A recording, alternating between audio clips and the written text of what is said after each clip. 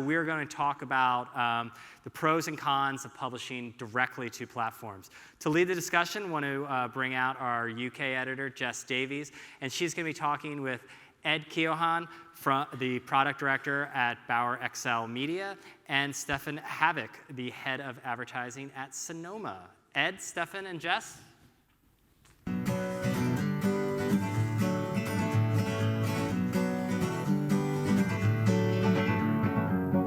Feeling my way through the darkness, guided by a beating heart.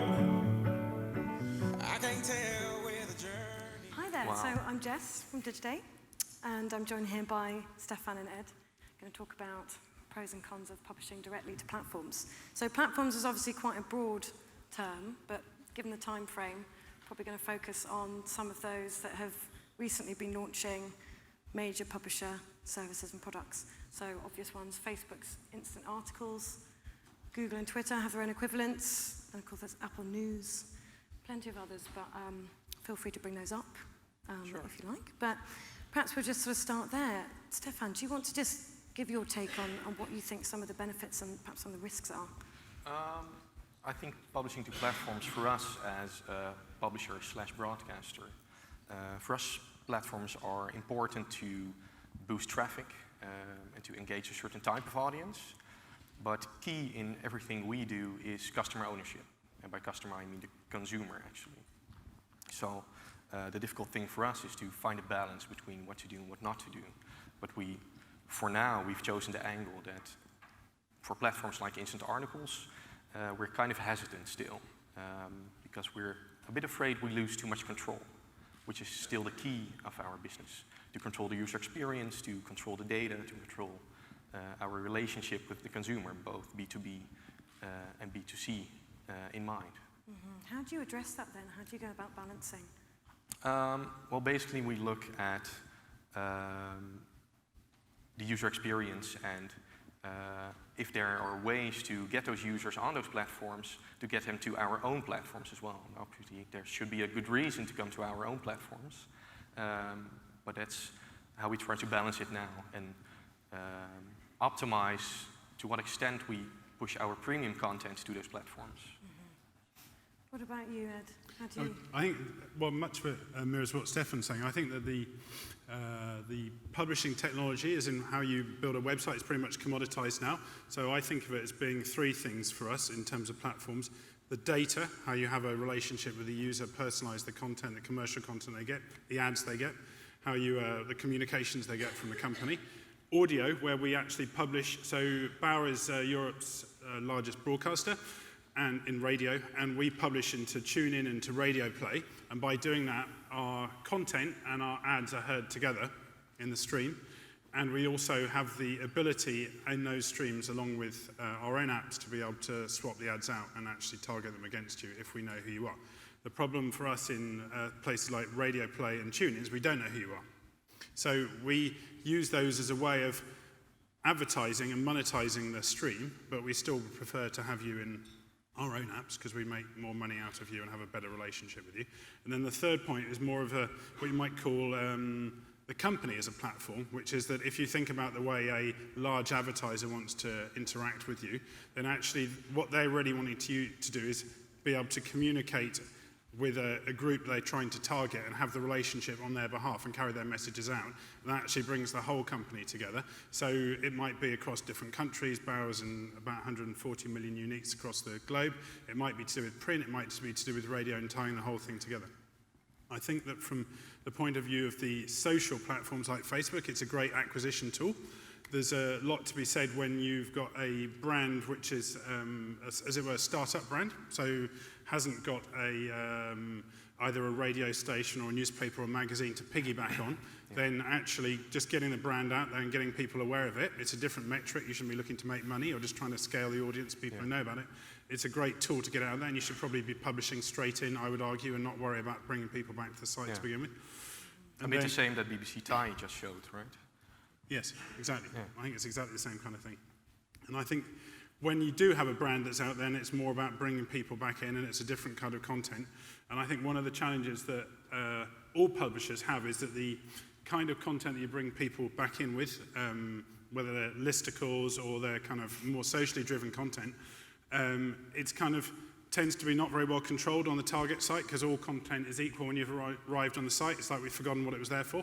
And so I think one of the challenges is when you have that content in there, which has got a specific purpose, when people are brought in, they're brought into the environment that you want them to be in, rather than one which just looks pretty much the environment they just left.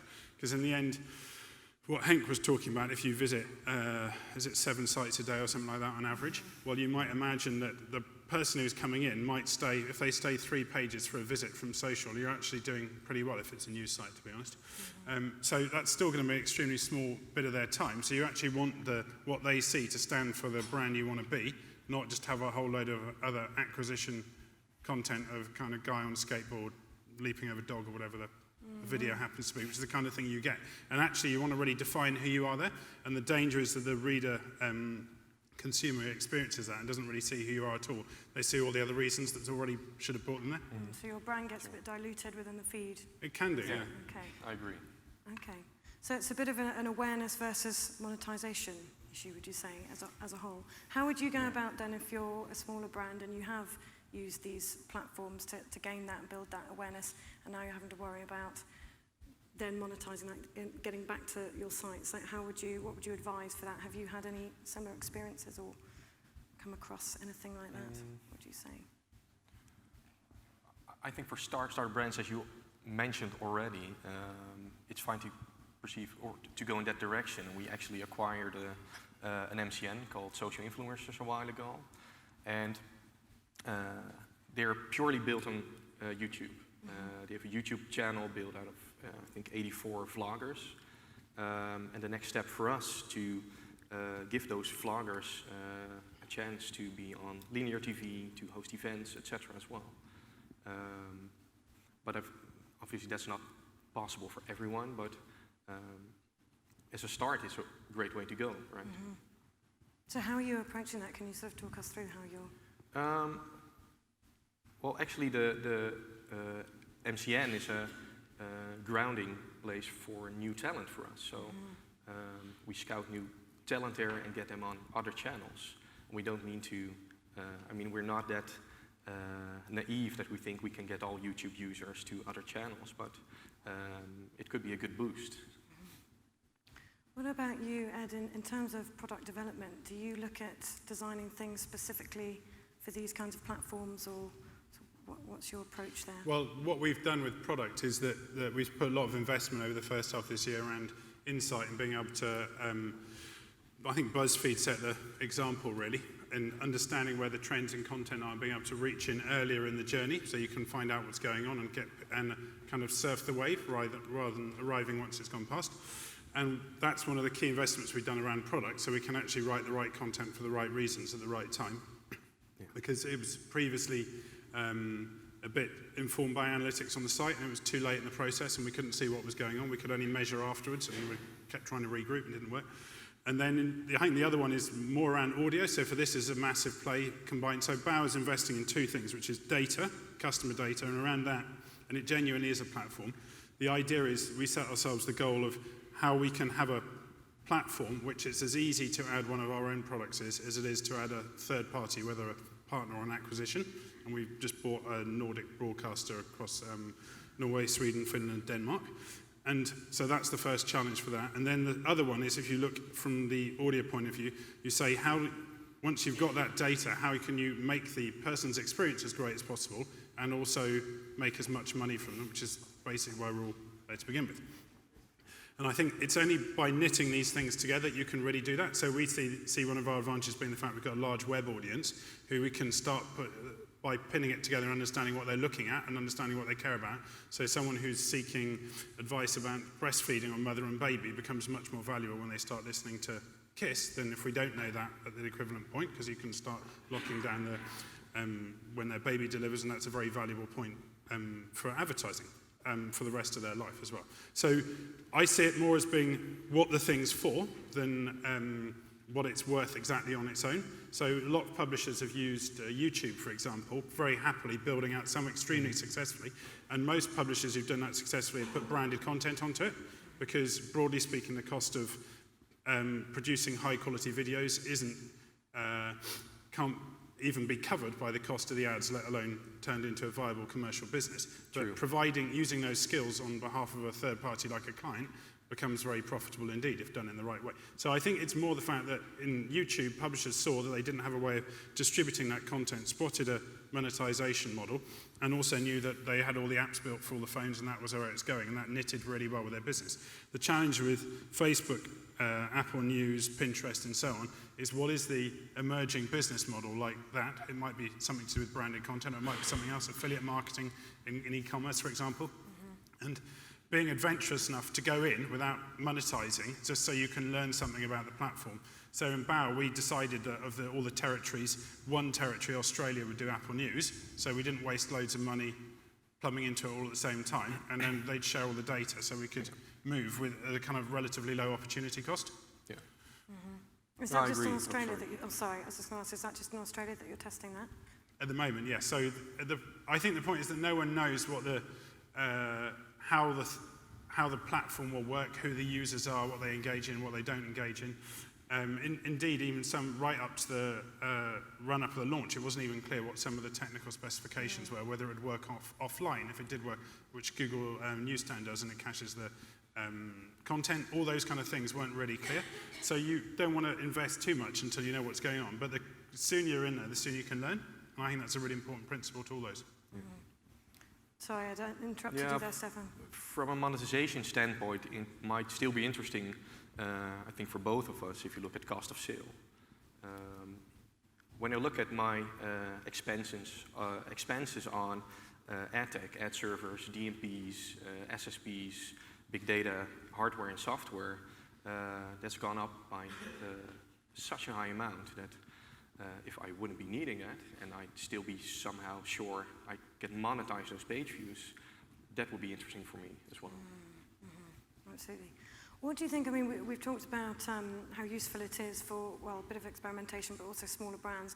What do you say of some of the big, some of the major publishers that have gone all in on things like Facebook's instant articles? Washington Post seems the first to have done that. What's your take on that? And I think it's a bold move, but I'm not sure about the results, so I can't judge from here, but it's just a thing that I'd be a bit more hesitant about. Because, and I think the Washington Post has a big brand, so yeah, I think it's a bit bold to just go right in there. We still believe in the strength of our own brand, so. I think around the Post, the interesting thing is they're not the same as the New York Times. Maybe they want to be. Maybe it gives them the way of being that by building up awareness, sort of turbocharging their awareness. And I would guess that that might be one of their reasons for doing it. I don't have any contacts there, so I don't know. But I think it'd be really interesting to see, measuring traditional brand metrics, who thought about the Post more, who understood, who went to it every day, whether they had more visitors coming to them in any shape or form as a result of distributing their content so sort of frictionlessly with the users. Yeah. what are you going to be focusing on sort of coming forward when it comes to like monetizing your own platforms? Any examples of stuff that you're focusing on, or areas or specific third-party platforms that you're interested in? Well, for us, it's the biggest investment, the same as yours, it's in data. So it's in building our own single sign-on across all of our platforms, both video, digital content, etc. Also tied to our subscription database we use for our magazines. So the biggest investment is being done there. Yeah, that's the most important step for us now. What would you say it's like, just in comparison to sort of the UK and the US? It feels like there's been a lot of talk and interest and excitement around some of these new services and products that these platforms bring out. But what's it like in Finland and the other countries you're I think present in our markets, if you would count it as a plus, I'd say language is key in our markets. The Finnish market and the Dutch market, it's limited in scale by language, so the cost of producing content would be higher, so the entry barrier is higher. So it's easier for us to stay in our own platforms than it is when you would be publishing in English. So I think that's a big difference between UK, US and our markets. What about you, Ed, in terms of sort of future future gazing? Where are your Well, I think we priorities? see exactly the same thing in the Nordic territories. So where there's a, was it 5 million as population of Finland, if you look at that and look at the UK, I think there's 200 million level 1 English speakers worldwide who are adults between the age of 18 and 45. When you start looking at that and saying, even if you start segmenting the content for a specific type of person, you're going to have so many competitors already contributing to that pool. There's no scarcity of content. So what we like to do is step back and look and say, where do we still have a kind of license to operate, as it were, and we're not just trying to keep people out the whole time. And I think, therefore, in Bauer, audio is a particular focus because we've got the radio stations, we've got 23 million listening hours per month digitally on apps and on websites. And Are those all registered, just out of interest? Online? No, sadly not. Absolute is 52% logged in for listening sessions, which is pretty high. Normally, if you were at if you had a text and pictures content site, you'd maybe get to 2%, 3% as a combination of people commenting, entering competitions and so on. Maybe a little bit higher, not logged in, but having a cookie level information for email addresses and stuff for targeting. So 50% is pretty high, and what we found was that actually, because they're having a relationship directly with you and they're in the app, that actually they didn't really need that much incentivization to log in. So Absolute has a better experience, has a bit more music and fewer ads, but on KISS, which we've KISS, Heat, Kerrang, and Planet Rock, other stations which are all on the same platform, they have no incentivization and they're already at 25%. So it's really easy to see that where you've got a really strong relationship with the users around your brand, there's that login process, if it's designed properly, becomes really frictionless and obviously immensely valuable. Are there any questions out there? Does that interest any burning questions? No? Must be some. No questions? Okay. What I'd like to know is where does the platform issue fit in terms of sort of all the various challenges that we're going to be talking about a lot during this conference, obviously. Where does this sit in terms of urgency or threat to, risk to brands compared to things like mobility and all the other things that publishers are grappling with? Trying to become the first one that doesn't say ad blocking. But yeah, just out of interest. Yeah, it's a difficult question. I think if you look at subjects like viewability, if you would be monetizing your inventory on a platform, you wouldn't know. I mean, you wouldn't have any influence, at least as far as I know, on those metrics. So that's interesting to see how that develops. But it might help in the ad blocking discussion if we would make the user experience a bit more frictionless. Okay. Frictionless how? Frictionless as in better site speeds, etc. If you wouldn't be leaving those platforms. And I think on that point, there's a transition, isn't there, from sort of brands to brands and audiences, which is underplay probably in all of our businesses at the moment. And when you look at that, when you're at the audience point, then you really want to have that data underpinning it. If you don't have that data, then it may be more beneficial to go into a platform with other people where it's being gathered, because they'll actually have a higher yield around those things than you do. If you're serving programmatic ads more as a sort of remnant backfill rather than being targeted and delivering audience campaigns. So I think it really depends from publisher to publisher where they are. I think there was early on in platforms, particularly in Facebook, there was a feel they looked nicer than the sites people had at the time, the apps looked nicer, they were better. Broadly speaking, it's quite easy to build a site like that now for about, probably less than £1,000. You could kind of build one during this session and it would probably look fine. So it's really a solved problem, and it's much more about the monetization and also building the relationship with the user. And I think the thing we don't know about the platforms is how much are people skimming through the content, how much are they actually building a relationship with a particular tone of one of the brands because it appeals to them. So if you look in Apple News, there's a whole load of newspapers, and you can also select stuff by politics and business and various themes, a kind of taxonomy which is built into it. The point is, when you select one of those, obviously you get pretty much exactly the same stories from a whole range of publishers, so you're going to find it very hard to find out what someone's really interested in beyond the fact that they're just following that thing. But actually it could be some underlying bit to it which might be really valuable, and that's going to be a real challenge. And users are less aware of the brand as well, in that case. Yes. So if you just had to give like a takeaway of what your advice would be, or your thoughts on sort of publishing directly to platforms, what would it be? Would it be on the pros or the cons side?